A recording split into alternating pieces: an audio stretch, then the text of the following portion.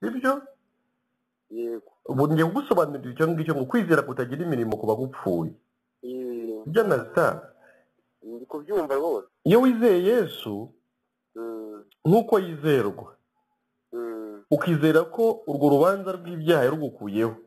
yego ukizera ko utakirimbutse ku bwa Yesu ijuru uba uribonye uba uhindutse umwana w'Imana mu yandi magambo nanone urabona ko Yohana niwe ubivuga mu gice cya mbere mu ivanjiri ya Yohana cyangwa se mu butumwa bwiza bwa Yohana ngo icyakora bamwemeye bose bakizera izina rye yabaye ubushobozi bwo kuba abana b'Imana ni mu gice cya mbere ku murongo wa 12 ngabo ntibabyawe n'ubushake bw'umugabo n'umugore ahubwo babyawe n'ubushake bw'Imana noneho rero sinzi nimba uri umupapa ndi umupapa ufite abana bane urakoze noneho rero tekereza nawe hari imirimo umwana yakoze kugira ngo umubyare ntayo ni wowe gusa wamubyaye we yisanga ariho kandi yisanga ari uwawe mu buryo butahinduka noneho nawe iyo wizeye Yesu uba uhindutse umwana w'Imana yego siko bimeze nabyumvisha noneho rero ese buriya Anasta umwana wawe wabyaye nyine buriya hari ikiguzi bimusaba kugira ngo abe mu rugo rwawe ntacyo ni uburenganzira bwe ni na gakondo ye ndetse yego ubwo nawe rero iyo wizeye Yesu ukizera ko yagukuriyeho urubanza ukizera ko igihano cyawe ari we wagihanwe nawe ubaye umwana w'Imana sibyo ubwo ariko bivuze iki nawe ubwo ijuru riba ribaye gakondo yawe kuko uba uvutse ku Mana ubwo iwanyu haba habaye mu ijuru nyine ndavuga iwanyu yego niba mbaye umwana w'Imana ubwo mu ijuru haba habaye iwacu sibyo nabyumvishe mu ijuru niba Imana iri yimbyaye nanjye mba mbaye umwana w'ijuru nyine ubwo yego siko bimeze nta kiguzi ntanze noneho rero ntiwambwiye ko ufite abana se nyine mu rugo none se abana imuhira niyo yaba mutoye ubona nta tuntu agukorera tunagushimisha nyine nk'umubyeyi turahari ariko se abikora nk'ikiguzi cyo kugira ngo abe iwawe ntabwo ari ikiguzi noneho rero iyo wizeye Yesu mubyawe n'Imana noneho kandi nubwo ubaye umwana w'Imana ku buntu mu by'ukuri nk'umwana uri mu rugo n'ubundi ntubura ibyo ukora byiza bishimisha umubyeyi wawe siko bimeze ndi kubyumva ariko ntubikora nk'ikiguzi kiguhesha kuba mu ijuru cyangwa se umwana abikorera ari uko ari kugira ngo abe mu rugo urakoze ahubwo ubikora nk'umwana uri iwabo ufite gakondo aho ngaho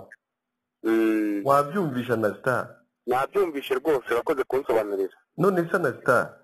karamezi ukurikije ibyo tuganiriye hari ikintu noneho wumva cyaba gikomeye ubaye nk'usobanukiwe nasobanukiwe pe nasobanukiwe kuko numvaga muri njyewe hari ikibazo gihari kijyanye n'ibyaha nk'uko Pawulo yabivuze ngo njye gukora icyiza gikananga imbere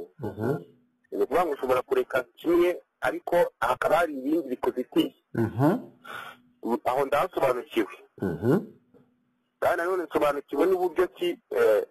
nanone umwana aba mu rugo akora n'imirimo iyo mirimo akaba atari ikiguzi cy'uko agomba kuba mu rugo yego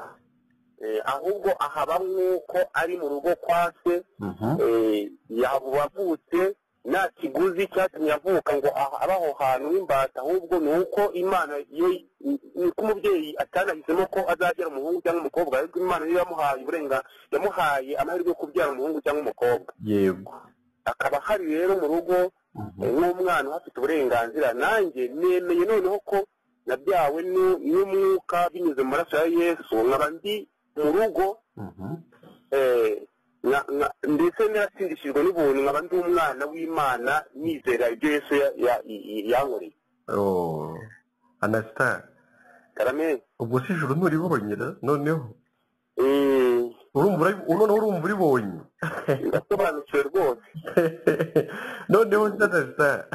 karame nsoza rero ndagira nanjye nkubaze ko wambaje ibibazo byinshi hari akabazo kamwe kari gasigaye ndaje nako tukajyeho ndagira nkubaze uba uryamye ugasinzira nijoro ntukanguke ubwo twahamya ko noneho ugiye mu ijoro ndyamye ngasinzira sinkanguke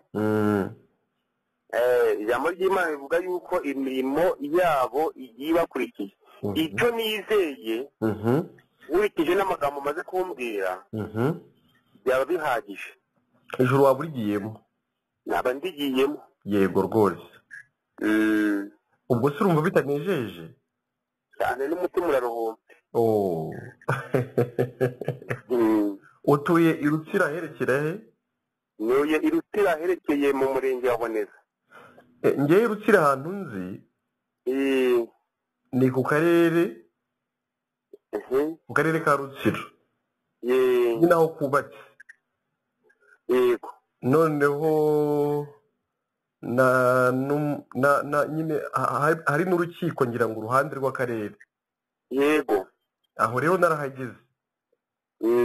nigeze mpakorera nk'urwo rukiko nigeze nza kuhakora poroje ndi kubaka turi gusana urukiko aho numva ariho nzi iyo ugeze ku karere ukomeza werekeza Igisenyi ahantu bita kuri santire yitwa mu Nkomero hari akarere ka Kayove yego ugeze aho mu Nkomero umanuka werekeza epfo Ikirunu ahantu hari uruganda rw'ikawa